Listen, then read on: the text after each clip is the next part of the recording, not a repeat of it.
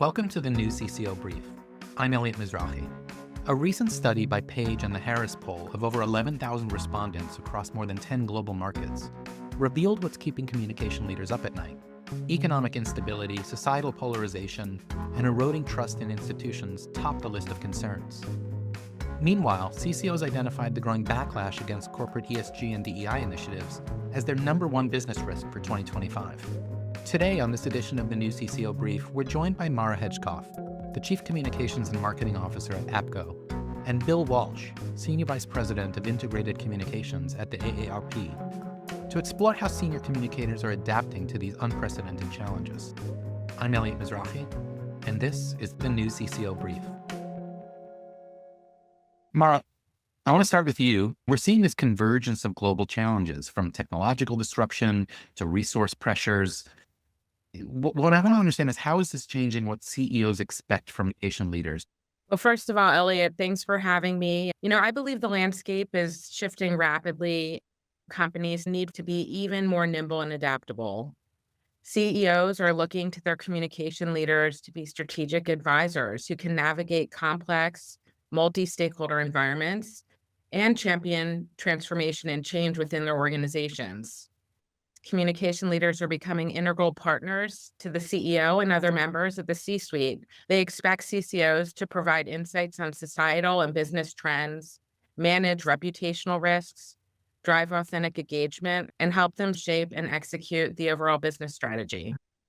So it sounds like a job that's expanding and under increasing pressures. And many times I hear CCOs, as they're describing this new role, they're increasingly involved as risk managers, and not just reputational risk, but real business risk and stakeholder risk as well. Well, I think the risk environment's really interesting because there's so much shifting and changing, and CCOs really need to be adaptable to that change and to really be helping their companies see ahead, but also act in the moment. So Bill, let's turn to you. You are a CCO for the AARP. I wonder, how do you react to what Mara is describing? Does that resonate with the challenges in the world that you're facing? Yeah, it's spot on. The many and diverse risks that we're seeing in the world today intersect communications and communications strategy at so many different points, because communications is really threaded through all the global challenges that you mentioned. And really, the stakes have never been higher, whether it's cyber threats or tariffs or political shifts at home. How you're going to position your company or your CEO is really critical. What will you say? How will you say it?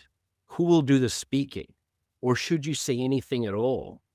These are the daily calculations that we're making as communications leaders across industries. And we've seen lots of missteps by companies trying to play in spaces where arguably they don't belong.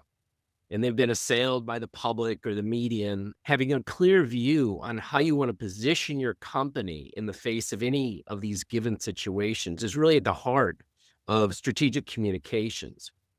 But for us, AARP represents people over the age of 50 in the United States, and there are more than 110 million of them. They're a highly diverse group, and so don't think about them as a monolith, and we certainly don't. We think of them representing the diversity of the entire country, and we have to keep that in mind at all times, because we're actively advocating on Capitol Hill and in the state legislatures. And our membership is roughly, a third conservative, a third progressive, and a third right in the middle.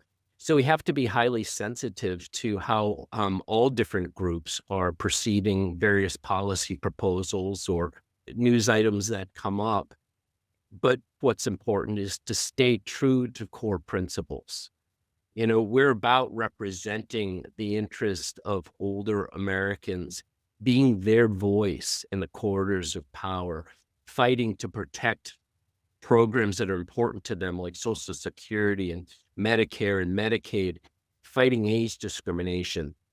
These things are not going to stop. These are constants for us. And in a time of turmoil, that's what we have to do, is double down on the core principles and stay true to who we are. I think Bill makes a really good point. And I think organizations must be really careful to consider the implications of their words and actions in the current environment. And they're often pressured to respond or take a stand by different stakeholder groups. And sometimes those groups have conflicting objectives. So staying true to the organization's mission and values is paramount during this complexity and really can serve as a guidepost in how organizations approach stakeholder communications. This helps foster stronger relationships and resilience during uncertain times. Can you talk about this risk environment that we're in, this chaotic, disruptive phase that we're in? So, communication leaders are increasingly acting as liaisons by anticipating what might lie ahead, by following what's happening in Washington and other major capitals around the world, predicting how stakeholders may react. We need to be relationship builders who effectively leverage our networks to help shape the environment and advocate for our organization's interests while maintaining a balanced and ethical approach. And I do think it's really important because the CCO often also tends to be a little bit of the ethics and ethos balance for CEOs many times, and bringing up the multiple perspectives and the implications of certain actions or statements and whether or not they have implications that may be unforeseen. And so I do think that's a really important role as well for the communicators and kind of how they can think about Washington, global markets, policy, diplomacy, and business all at the same time. Bill, I want to get your thought there because it sounds like what Mara is describing is back on this complex, complicated environment with different pressures and forces and disruption and change. And you mentioned a moment ago these kind of enduring principles that keep us moored to reality. And in particular, I think your story is interesting, Bill. You came from journalism. It's not an unusual path from journalism to communications, but you made that shift. Are there enduring principles in communications and journalism that you think apply to the challenges that CCOs are facing today? Yeah, absolutely. Both journalism and communications require this clear-eyed commitment to getting to the relevant facts, analyzing them, and drawing conclusions. When there's so many different parties out there claiming to have the real facts, and of course, the abundance of misinformation and disinformation. But that makes it more important than ever to stay true to those guiding principles. Well, I think that's a really great place to leave it. Mara and Bill, I want to thank you for your time. It was really, really great getting to talk to you a little bit, and I look forward to seeing you and our other members in DC for what I know will be a really valuable spring seminar. All right, Elliot. Thank you. Thank you. If you found this conversation valuable, subscribe to the New CCO so you don't miss upcoming episodes. This has been the New CCO Brief. I'm Elliot Mizrahi. We'll see you next time.